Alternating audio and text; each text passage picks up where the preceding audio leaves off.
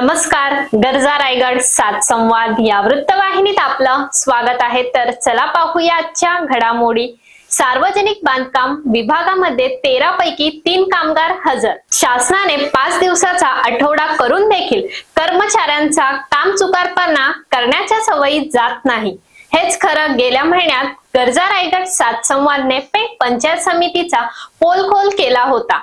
त्यानंतर बराच दिवस सार्वजनिक बांधकाम विभाग पेण यांच्या तक्रारी येत होत्या।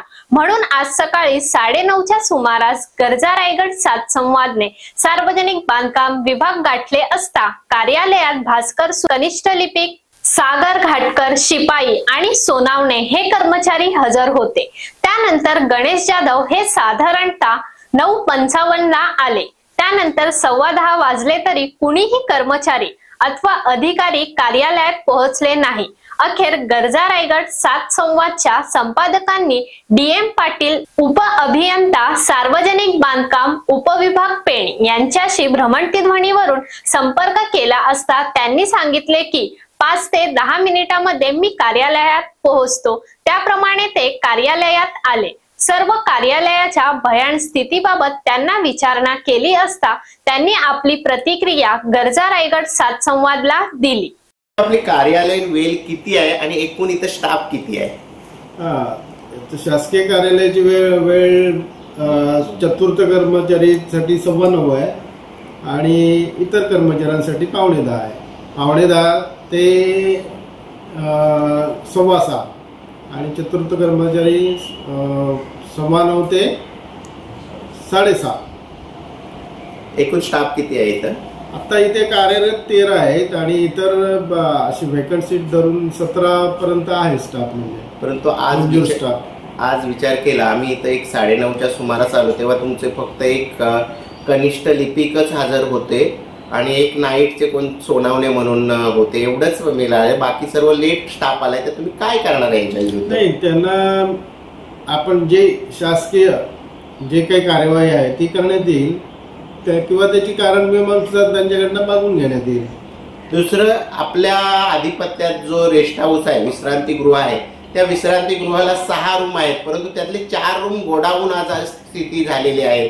तर ही अवस्था अशी का झालेली आहे? नाही, शासकीय विश्रामगृहामध्ये आमचे VIP आणि सेमी VIP 2 सूट चांगले आहेत, परंतु आणखी जे रेग्युलर साधे सूट आहेत त्यांना फर्निचर वगैरे नाही आहे, ते मोडकं तोडकं झालेलं आहे।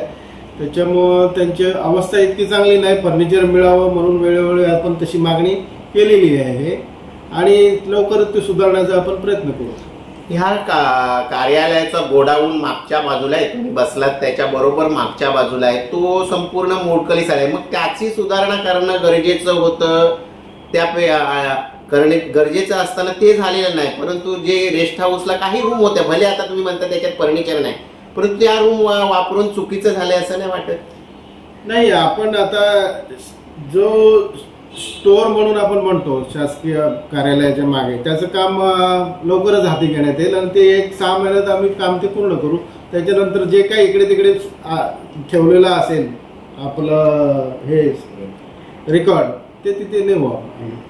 आणि शेवटचा साहेब प्रश्न एक गंभीर आहे की आपल्या इथे असणाऱ्या रेस्ट हाऊसच्या रूम आहेत, ते काही जण तुमचे कर्मचारी त्याचं रजिस्टर मेंटेन करायला पाहिजे, ते होत नाही, तर त्यांनी काही अपय्य कारणास्तव काही घटना घडू शकतात। तर ह्याच्यावर भविष्यात तुम्ही काय करणार आहे? बरोबर आहे, जे शासकीय विश्रामगृह आहे त्याच्यामध्ये रजिस्टर हे मेंटेन केलेच पाहिजे आणि तसा नियमच आहे। तशी मी ताकीद प्रत्येक जे माझ्या खालील कर्मचारी आहेत, अधिकारी आहेत त्यांना देतो आणि तरी पण करत नसतील तर त्यांच्यावर कारवाई करण्यात येईल।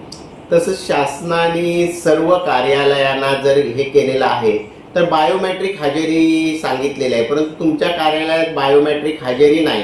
तसंच गेल्या शुक्रवारी फक्त 3 कर्मचाऱ्यांचीच हजेरी पटावर हजेरी आहे, तर भविष्यात बायोमेट्रिक हजेरी होईल काही? तर नाही, बायोमेट्रिक हजेरी व्हायला पाहिजे। शासकीय नियम जर असेल त्या संदर्भात तर मी त्याची छाननी करतो किंवा त्याच्या शहानिशा करतो आणि असेल बायोमेट्रिक आणि तर त्याच्याबद्दल मी मागणी त्वरित करतो। आणि शुक्रवारचं मी जो म्हणाल 3च कर्मचाऱ्यांची सिग्नेचर आहे, त्यांची मी चौकशी करतो आणि तशी चौकशी लावतो, त्यांना पत्र देण्यात येईल। तर अशाच अनेक ताज्या घडामोडी पाहण्यासाठी गरजा रायगड 7 संवाद या वृत्तवाहिनीला सबस्क्राइब करून बेल आयकॉन वरती क्लिक करा. धन्यवाद.